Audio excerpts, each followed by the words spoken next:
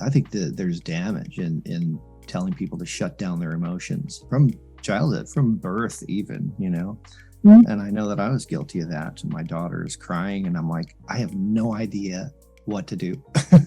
She's crying, she's hysterical. Feed her, change the diaper, whatever it is. For men, I think it's like a different language. It really feels like that to enter into empathizing, but understanding feelings, guessing what feeling that my wife is going through was, and still can be, confusing and even the opposite of empathy. When I look at her and I'm like, oh, you look afraid. And she's like, no, I'm not, I'm this. And like, what do you do in those cases? Isn't it better just to ask, what are you feeling right now? How are you feeling, rather than try to guess? Is it empathy when I guess you're feeling and I get it right 10% of the time, but all the other times you're like, no, that's not what I'm feeling? Well, I think it matters not, as long as there's clarification so that you understand her better. Yes, it's good to ask the question. Now, my formula asks him to identify her primary feeling so that he can get better at knowing that.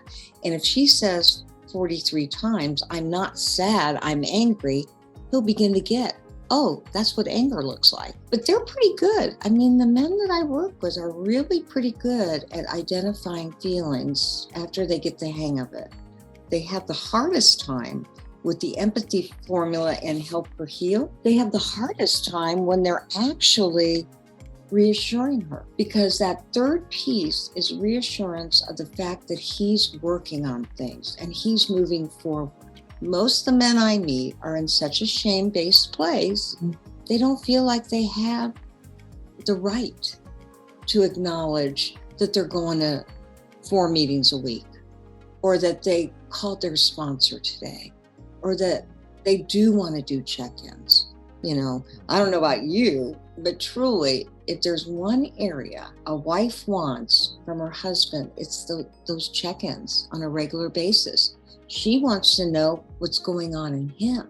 So check-ins are so important, and oftentimes it gets moved to the side, it gets forgotten. When life gets busy, it goes on the back burner, and he has to keep it on the front burner.